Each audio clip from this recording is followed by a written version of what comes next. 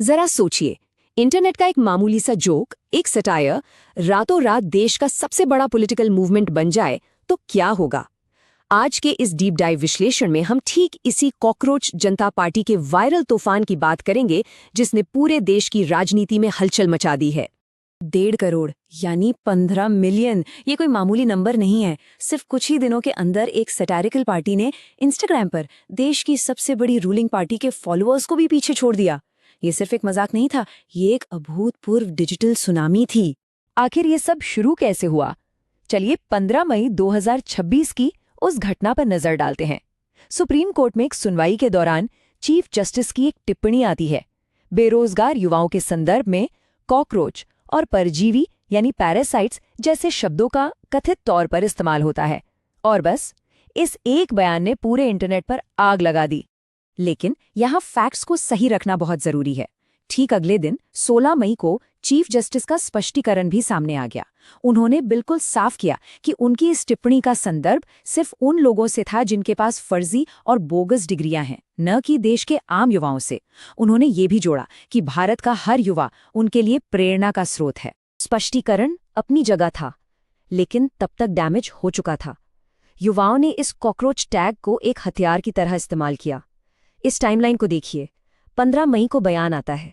16 मई को Boston university के student Abhijit दीप के एक गूगल फॉर्म के जरिए सीजेपी की वेबसाइट लॉन्च करते हैं, और 21 मई तक महज 78 घंटों की छोटी सी विंडो में फॉलोअर्स का आंकड़ा 15 मिलियन क्रॉस कर जाता है। ये अनबिलीवेबल था। अब इस पूरे मूवमेंट का सबसे दिलचस्प पहलू इनका मैनिफेस्टो है। ऊपर से देखने में ये एक मजाक लग सकता है, लेकिन इनकी मांगें वो बेहद सीरियस और पॉलिटिकली चार्ज्ड थीं। कैबिनेट में महिलाओं को 50% आरक्षण, रिटायर्ड चीफ जस्टिस के राज्यसभा जाने पर रोक और क्रोनी मीडिया हाउसेस के लाइसेंस रद्द करना। ये सिर्फ एक सटायर नहीं था, ये सिस्टम पर एक सीधा क्रिटिसिज्म था। और देखते ही देखते ये डिजिटल लहर सड़कों पर उतर आई। हर प्लेटफॉर्म पर हैशटैग मैं भी कॉकरोच ट्रेंड करने लगा। युवा कॉकरोच के कॉस्ट्यूम पहन के प्रोटेस्ट करने लगे। उसी दौरान नीट एग्जाम पेपर लीक का मुद्दा भी गरमाया हुआ था, जिस पर बना एक प्रोटेस्ट सॉन्ग भी वायरल हो गया। युवाओं का ये गुस्सा सिर्फ कीबोर्ड तक सीमित नहीं था, ये पूरी तरह से ड्रामेटिक और आक्रामक हो चुका था। इस डिजिटल बगावत का इम्पैक्ट इतना बड़ा था कि मेन स्ट्रीम हस्तियां भी इसे इग्नोर नहीं कर पाईं। अखिलेश यादव, महुआ मोइत्रा और कीर्ति आजाद जैसे दिग्गज विपक्षी नेताओं से लेकर हॉटमेल के को फाउंडर सबीर भाटिया और सीनियर वकील प्रशांत भूषण तक ने इस मूवमेंट को खुलकर अपना सपोर्ट दिया। अब यहाँ हमें एक पल रुककर सोचना होगा, एक इंटरनेट मीम ने इतनी गहरी नस कैसे दबा दी? 29.1%। ये भारत में ग्रेजुएट युवाओं की बेरोजगारी दर है। ये कोई रैंडम नंबर नहीं है, ये वो कड़वी आर्थिक सच्चाई है जिसने इस पूरे मूवमेंट में असली ईंधन का काम किया। तो असली मुद्दा ये है कि इस पूरे हास्य और मीम कल्चर के पीछे एक बहुत गहरी जेनरेशनल फटीग यानी पीढ़ीगत थकान छिपी हुई है। आज के समय में लगभग 29% भारतीय युवा खुद को पॉलिटिक्स से दूर महसूस करते हैं।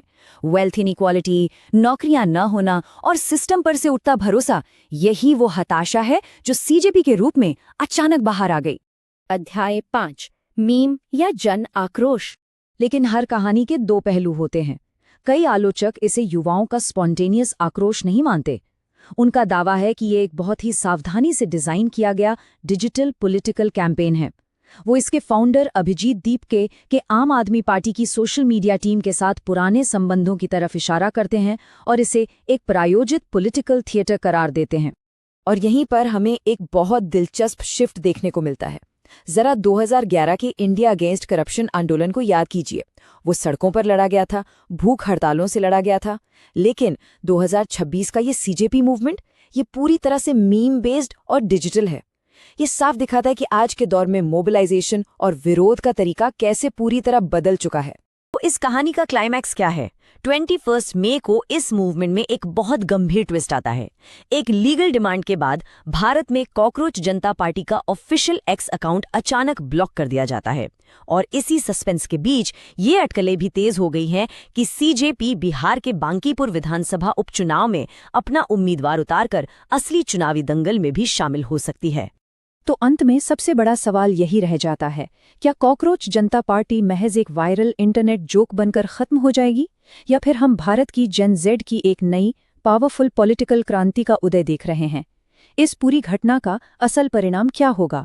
इस बारे में कमेंट सेक्शन में अपनी राय जरूर साझा करें, क्योंकि राजनीति का ये नया चैप्टर अभी पूरी तरह से लिखा जाना बाकी है।